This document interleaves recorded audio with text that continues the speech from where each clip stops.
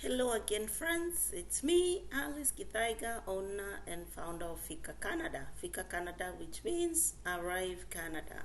There are a lot of people around the world who are looking forward to the opportunities to get to Canada either on a temporary basis, be it study or visit, or to come permanently through the various provincial nomination programs or the federal programs that are there for skilled workers. All right, so I keep getting this question, so I will address it today. There are two questions. The first question is taxation. Do immigrants get taxed more? Because a lot of people back home see how hard their loved ones or friends work so hard, and they see them working two jobs or three jobs, and they are always busy. They never sleep. So they ask, foreigners taxed more, people from outside the country taxed more. And what is the other question is, what is the wage? What is the minimum wage? What is the wage you can earn for a certain career? I will start with the wages. The wages are set by the province. The province has the authority to set the minimum wage for category of jobs. So like the jobs that are called minimum wage jobs, which are jobs that don't require much college, you can have high school or not even have high school. And these jobs are like jobs in restaurants, cleaning, jobs on a farm where you really can use, you only need experience. So those kind of jobs don't require much education, and so they are called minimum wage jobs. So the wages are set. First, the federal government will pass a law about the minimum you can be paid. Let's say that minimum set by the federal government is $10. So nobody should be earning less than $10 anywhere in Canada, all right? Then the provinces, each province looks at different factors, and they decide for this minimum wage job, you can be paid, let's say, $15. They look at the various factors that affect the province, the living standards of the province, the taxation of the province. Some provinces have provincial tax, some do not. Some have a lot of resources within the province, so they don't tax their citizens as much, and some really need that tax from their workers.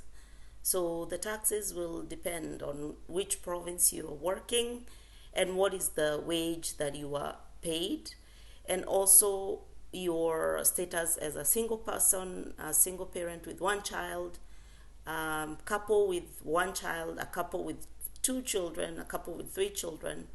It's all dependent on that. The bigger your family size is, and with a much less income, the lower your taxes will be, because the government doesn't want to leave you hungry. But if you're a single person, if you see those single people, you hear they're working two, three jobs. It's because they are taxed as a single person, meaning the government is figuring your life is not that much. After you eat and pay your rent and pay your living expenses, the rest you can support to grow your province. That's not it, actually. I'm just giving you an example. I don't know why they tax single people a lot of money. I assume that was it. But single people will tell you they are taxed more than people with families. All right. So you're taxed according to how much you make, your family size. So let's say you make that $15 an hour, and you're a single mother of two. They will look at the income you've made for the month, and they will tax it accordingly. They will look at the wages you made for the year, and they will adjust the tax you were taxed. They will either give you some money back and say, we shouldn't have taken that much, or they will ask you for a little bit more. They will say, actually, going back to our books, we find that we didn't tax you enough. So that's how taxation works. Um, the other question that keeps coming up, why are people working 2, 3 jobs? Well, that's the reason why. You can imagine a single person, they've made maybe $2,000 for the month, and the government has eaten 600 of it. They still have rent. The cost of living is quite expensive because the standards of living are high. So you'll find that your rent, your water, your electricity, your transportation will be expensive. The food is so expensive as well, especially now with inflation. So you'll find that your wage is not covering your basic needs. So people end up taking a second job to supplement their income. People end up taking a third job if that's what they need to do to meet their needs. And also back home, you probably have parents, you have siblings, maybe you left children there. They also want asking you for money, so you'll see your family members working 2, 3 jobs because the living standards are high, the taxation is high as well, and they still need money to send back home. So that's how that works. So you're not taxed as a foreigner, you're not taxed more money. There's no discrimination. There's no age discrimination in Canada. There's no wage discrimination. There's no gender discrimination. Everybody's taxed according to those factors that are factored in. The province you work, the kind of job you're working. So if you're a nurse, if you're a doctor, you'll see your wages go up as you make more and more and more money. And the less money you make, the less taxes you pay, but you don't want to stay in that bracket because you don't want to pay more. Come on, everybody wants to make more, and if they want to take more, they might as well. And what do these taxes actually do?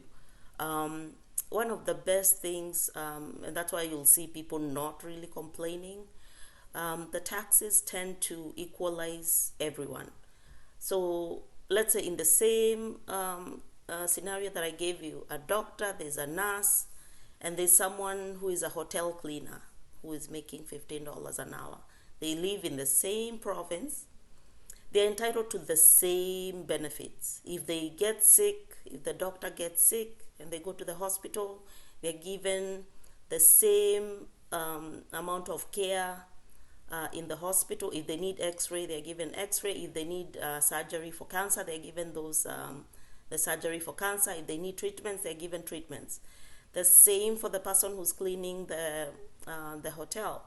If they get sick, they go to the hospital, they break their leg, they're given x-ray, they're given radiology treatments. If they need, if they're giving birth to a child, they're given the same amount of care and protection as well.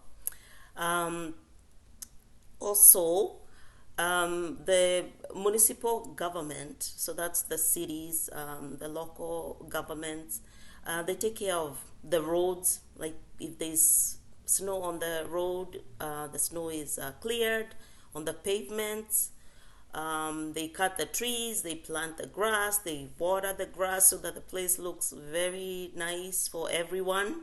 So there's no discrimination whether you're the doctor making more money or whether you're the cleaner at a hotel.